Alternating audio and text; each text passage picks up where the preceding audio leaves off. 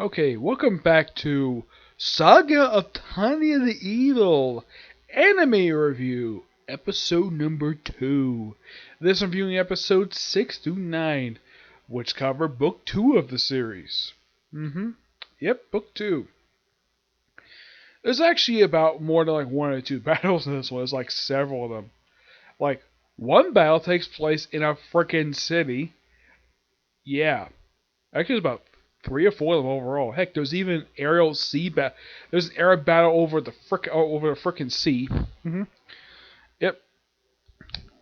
First of which, we actually have a group of mages basically attacked by forces in the sky, basically not comprised of other mages, but also frickin' bombers.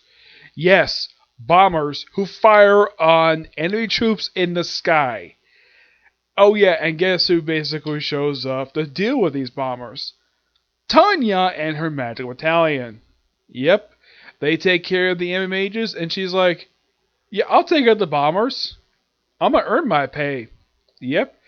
And she takes out like pretty much almost all of them except for like 1 or 2. And she goes to deal with one plane that was shot down to see if there's any prisoners to take. She gets down there and like, that's something. And I'm thinking, okay, you have one dead body here. Where's the other one? Did he fall out of the sky? Yeah, all of a sudden B and X shows up just to mess with Tanya. She shoots B and X, who's possessing a freaking dead soldier, and she walks it off after. Of course, she also eliminates all the rest of the enemy mages, and that's it for that battle. Another battle basically has a group going to a city which was captured by the Empire, which was basically taken from the Republic. And the Republic is helping a bunch of, let's just say, a rebellion in the city. So her group was meant to basically take out the Republican soldiers, but not to deal with the rebellion itself. That's probably, it was not under orders basically to do that. So first she sends flyers to anybody who's not a combatant to please evacuate the city. Yeah, one guy said like, yeah, I'm not evacuating. So they get to the city, and like, nobody's here.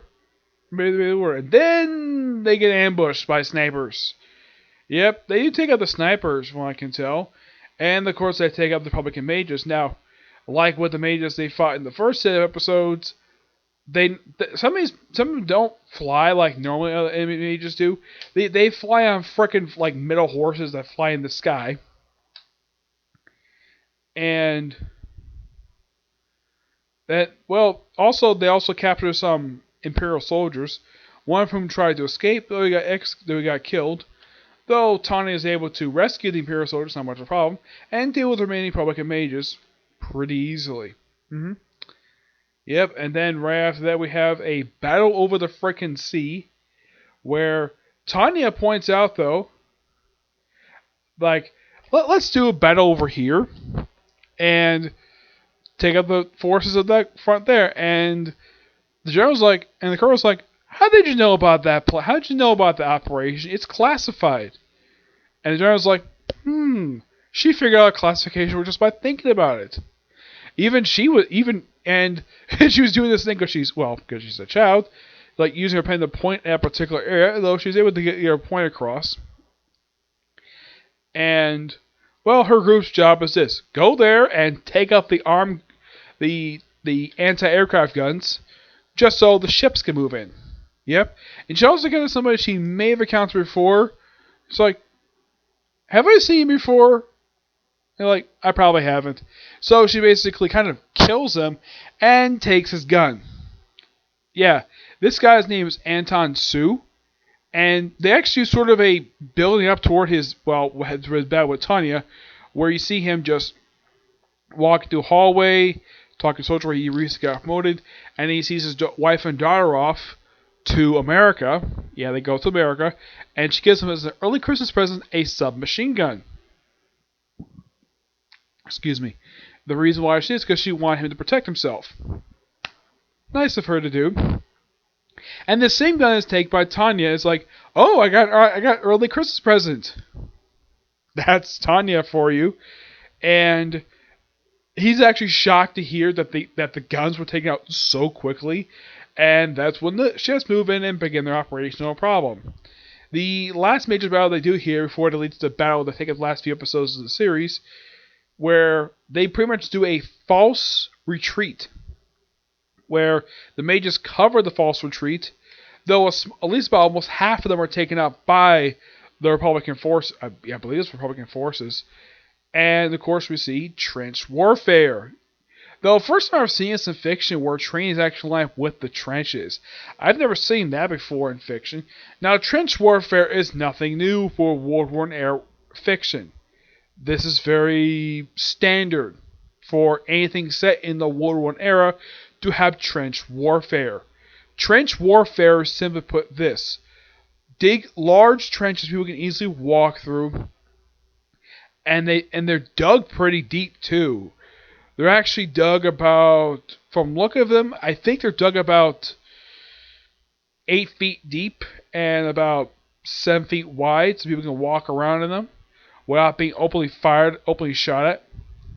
By the way, they kind of dealt with, as far as I know, this type of warfare has been deemed obsolete due to health concerns. Yeah, it's very unhealthy to do this. But at the time, it was perfectly fine. But nowadays, it's unhealthy to do this, and it's completely unnecessary because we got armored vehicles nowadays. And despite, say, a World War I era style of Europe and ultimate version of it, there's no tanks. I see anti-aircraft, I see artillery guns, I see machine guns, like anything associated with World War I, except for early tanks, because this was the first war that introduced the concept of tanks. That was introduced by the British. Here, we don't see any tanks. Not yet, anyways. There probably will be tanks show up in the series. Yeah. Oh, and this is set in, I think it's like 1926, I think it's by this point. Yeah, I'd say about 3 years probably passed, at least 2 years passed by since the start of the series. Yeah, time moves somewhat quickly over the course of the series. Yeah, by the time of like book 8, I think about 4 years passed by since the start of the series. Yep. So, Tanya's group pretty much covers the retreat, and she points out that despite the fact she's told retreat, is like, that won't be necessary because, well, they won't buy our con. So she's able to convince him, yeah, let's continue fighting. And they able to escape no problem at all, of course, due to their particular attack. And then after that, we actually have them going back to headquarters to do a new operation, Shock and Awe. Their job to take out the headquarters of the Republic in the Rhine Theater. Yeah, that's not all over the place here. Where the job is to take out the HQ and take out basically disrupt their command structure. Okay. And how they get there, it's like, oh no, it's like you again. Yep, that's mad scientist guy from episode 2 is back. And he's developed V-Run gliders. Well, they call them V1 rockets. And I'm thinking though, I've seen pictures of V1 rockets. Yeah, these are like smaller versions of them. Mm-hmm. So episode 9 ends with them basically going to where the headquarters is, basically start Operation Shock and Awe, which is meant to disrupt the operations and hopefully end the war pretty soon. Mm-hmm. Let's see. Still good set of episodes, and as in the book 2, it does it pretty well. And I can't wait to basically... Oh, in case you're wondering how long the actual book was that these episodes are from, it was about 400 pages. I am not kidding about that. Yeah, this book was 400 pages long. It took me a while to read this damn thing. Yeah, when I first read this book today, like I finished reading it today, it took me about 2 days to get through this damn book.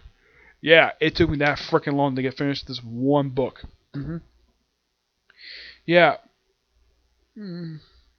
Oh yeah, episode 9 ends with a little thing they actually reference in Inter Quartet where one of our soldiers was sent home due to, and basically giving him a discharge because he ate a rotten potato. Yep.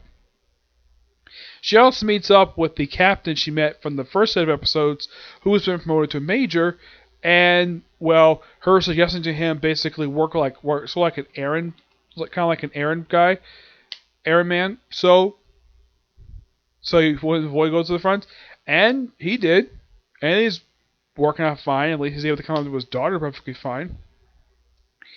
Yep. Yeah, and that scene took place on a train, which is something you don't really see very much in anime. Very much in anime. Yeah, trains are not very common to see in anime. Not the ones I've seen.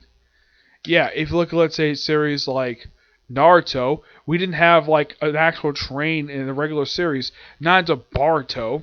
Of course, that was a Thunder Train.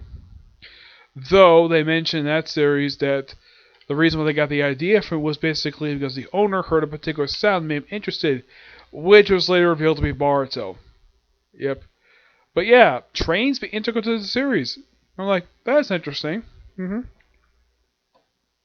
Though this is the equivalent of a train you would see from 1920s era.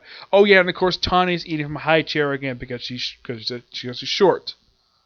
Yep, that's nothing unusual for her.